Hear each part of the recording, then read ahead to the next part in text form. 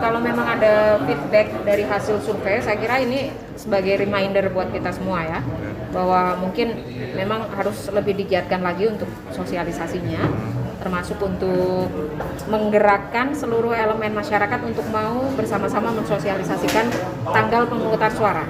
Kalau sekarang kan mungkin udah semakin mendekati hari H, jadi masyarakat itu harus tahu bahwa pelaksanaannya itu di hari Rabu 9 Desember. Nah, tadi Pak Ketua juga sudah menyampaikan di dalam menyampaikan sambutan kepada Pak PJS juga, ini perlu ada dukungan dari pemerintah daerah untuk ada gerakan bersama-sama mensosialisasikan kepada masyarakat tentang pemungutan suara itu untuk mau datang ke TPS. Nah, kalau tugas KPU di dalam muatan itu salah satunya memang bukan hanya mengajak ke TPS, tetapi kita ingin memastikan kepada masyarakat bahwa pada saat ke TPS itu kita akan melayani dengan sangat safety dan dengan standar protokol kesehatan. Jadi jangan khawatir akan tertular COVID, karena di situ akan disediakan sarung tangan, kemudian hand sanitizer, kemudian juga kita mewajibkan pemilih untuk menggunakan masker, dan kita atur model kedatangan pemilih. Jadi setelah dibagi DPT ini nanti akan dibuat penjadwalan pemilih di dalam TPS. Jadi bukan berarti itu tidak boleh memilih di jam lain ya. Jadi akan ada jam yang dibagi kepada pemilih, tapi sekaligus nanti akan dibuat kalkulator tentunya. Tapi yang terpenting kita akan mengurangi kerumunan di TPS. Jangan sampai ada orang terlalu banyak mengantri mau ke bilik. Jadi caranya adalah dibagi per jam untuk pemilih. Kalau pemilu yang lalu kan Pangandaran bisa mencapai 77 sekian persen ya itu tingkat pemilih. Kalau sekarang ada target sekarang? Ya, kalau sesuai dengan RPJMN itu target kita untuk Pilkada 2020 itu adalah 77,5, 77,5. Ya, mudah-mudahan kalau yang lalu 79 seharusnya sekarang lebih bisa meningkatkan lagi ya. Cuman memang karena situasi Covid ini kita perlu lebih giat lagi lah kira-kira gitu. Karena masyarakat juga sebagian itu ada yang sangat merasa khawatir, psikologinya kan nggak sama. Ada juga yang agak cuek-cuek saja, ada juga yang merasa mungkin merasa safe dengan situasi lingkungan, ada juga. Tapi ada juga yang memang nggak terlalu berani kemana-mana dengan situasi Covid ini, terutama kalau yang di atas 45 tahun ya, dan merasa risau dengan kesehatannya. Kegiatan hari ini adalah rapat pleno terbuka untuk penetapan DPT, daftar pemilih tetap. Ini adalah tahap yang paling krusial sebenarnya sebelum masuk ke pemilihan sambil kita menjalankan kampanye, karena biasanya dari DPT ini bisa jadi bahan sengketa kalau dinilai misalnya ada masyarakat yang punya hak pilih tapi tidak terdaftar. Nah, itu kan berbahaya ya, bisa jadi persoalan nanti di akhir pilkada ini. Nah, sehingga di DPT ini terbuka data, dibuka dari setiap kecamatan, dicek oleh kedua tim sukses, disinkronkan juga dengan para KPPS-nya, sehingga disepakati oleh semua. Dengan harapan setelah ini sepakat ditetapkan tidak ada komplain nanti di akhir. Sebelum ini Pak, sebelum ditetapkan sebagai DPT, ya, DPT ini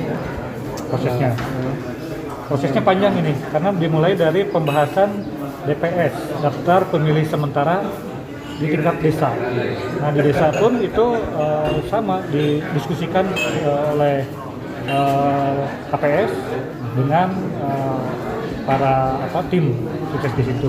Naik ke kecamatan, namanya DPS HP, daftar pemilih sementara hasil perbaikan. Itu dibahas lagi tingkat kecamatan, disepakati lagi, baru naik ke sini di tingkat kabupatennya. Jadi 3 lapis. Kalau di pemerintahan Pak, sampai tingkat desa ada himbauan untuk membantu untuk pelaksanaan ini Pak? Ya, pelaksanaan pendataan ini. Betul. Untuk pendataan kan ada coklit ya kalau tingkat desa, itu kami arahkan RT RW sampai perangkat desa untuk membantu. Walaupun kewenangannya tetap di KPU gitu. Nah, di tingkat kecamatan juga demikian, sehingga itu semua saling mengecek, cek and recheck. Pak, sedikit penegasan mungkin Pak mengenai netralitas ASN ya Pak, udah semakin dekat, semakin Ya. mungkin gimana Pak, ada himbauannya gitu. Jadi kami memang di satu sisi didorong ASN itu untuk membantu mensosialisasikan, mengingat ternyata hasil survei tingkat pengetahuan masyarakat tentang tanggal kampanye saja masih 30%. Jadi kita dorong, tapi di sisi lain kita berikan instrumen yang ketat, apa yang harus mereka sampaikan dan laporannya itu dari perorangan itu kita bikin formatnya supaya mereka tidak keluar dari koridor, tidak melanggar netralitas, dan ancaman bagi pelanggar netralitas ASN itu berat, jadi bisa langsung hukuman berat, walaupun tentu ada proses persidangannya nanti akan kita kaji satu persatu. Oleh karena itu saya setiap Senin apel itu diingatkan secara berjenjang, kemudian juga setiap rapat koordinasi dengan para kepala dinas, para camat itu seminggu sekali kita ingatkan terus, karena ya yang paling rugi sebenarnya ya PNS itu sendiri kalau sampai memang terbukti melakukan pelanggaran aspek netralitas. Pak, jadi ASN itu dihimbau untuk ikut sosialisasi, tapi dia netral. Nah, ini memang jadi tantangannya di situ mungkin Pak ya? Ya, makanya kita lengkapi dengan instrumen. Jadi bahan sosialisasinya sudah kita tetapkan. Oh, dibikin. Poin-poinnya hanya 2 hal. Pertama mengenai tanggal, kedua mengenai tata cara. Di luar itu nggak boleh. Nah, sehingga nanti kalau misalnya ada yang tahuan di luar itu tahuan, ya laporkan kepada kita. Pak, tadi survei 30% itu didapat dari mana sih Pak? Yang survei Dari KPU. Oh, yang KPU yang LSI itu mungkin Pak ya? Ya, LSI. Itu memang sebelum, karena ada perubahan tanggal itu kan. Iya, ada Awalnya mulai September September ke mau Desember, ya. Desember. Nah, itu. Sehingga untuk tanggal barunya ini belum tersosialisasi lagi nampaknya. Berarti kalau untuk saat ini belum ada survei yang terbaru mungkin ya Pak ya? Belum. Nah, iya. Nanti setelah kita upaya ini sekarang yang masif ini, kita akan coba cek lagi. Soalnya kalau 30% rendah bisa ya Pak? Nah, itu makanya kita khawatir gitu. Makanya saya dorong KPU hukum acarana harus minimal sama dengan kemarin. Ya syukur-syukur kita bisa paling tinggi di Jawa Barat, kenapa enggak gitu? Karena Pangandaran ini relatif sebenarnya angka pemilihnya kecil lah kalau dibandingkan Jumlahnya ya Pak ya? jumlahnya. Tapi kalau partisipasi lumayan ya Pak ya, kayak yang Partisipasi sebelumnya? tahun kemarin juga cukup tinggi, Hampir 80 ya, 77 ya. 77. Ya. Jadi kalau kita targetkan 80 juga harusnya sih bisa Dapat ya, sampai ya Pak ya? asal tadi masif ininya sosialisasi. Dibantu media ya. Siap Pak. Nuhun Pak. Semangat.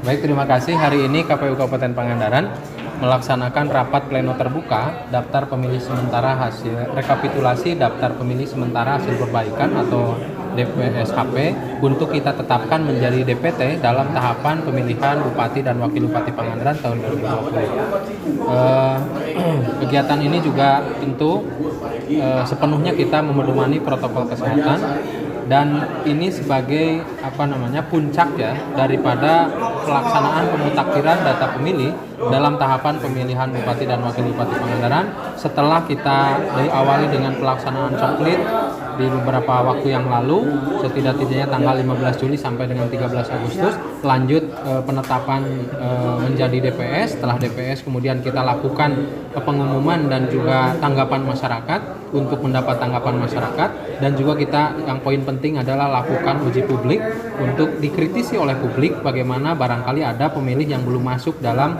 DPS kita. Dan hari ini pada hari Sabtu tanggal 10 Oktober tahun 2020 kita melakukan rapat pleno terbuka yang dihadiri oleh Bawaslu, oleh KPU, oleh Bawaslu, oleh PPK dan juga dari unsur stakeholder, terutama tim kampanye pasangan calon. Kedua pasangan calon hadir untuk menyaksikan proses rekap DPS yang sudah diumumkan, kemudian ada perbaikan untuk kemudian kita tetapkan menjadi daftar pemilih tetap. Jumlah DPT itu berapa? Jumlah DPT kita yang kita akan kita tetapkan adalah 320.012 pemilih yang merupakan DPT di tahapan pemilihan Bupati dan Wakil Bupati Pangandaran. Tetapi barangkali ya ini juga bukan akhir, ketika pada saat hari H nanti konstitusi masih menjamin jika kemudian orang yang belum termasuk dalam DPT, tetapi kemudian dia memiliki, sepanjang dia memiliki alat bukti kependudukan berupa KTP elektronik atau juga surat keterangan yang sah menurut pemerintah, dalam hal ini Dukcapil, kemudian akan diakomodir dalam daftar pemilih tambahan atau DPTB dalam istilah di pilkada ini. Kemarin ketika uji publik ada nggak Pak respon atau Tanggapan. masyarakat itu? Respon pada saat uji publik atau tanggapan masyarakat selama masa pengumuman ini sangat substansi.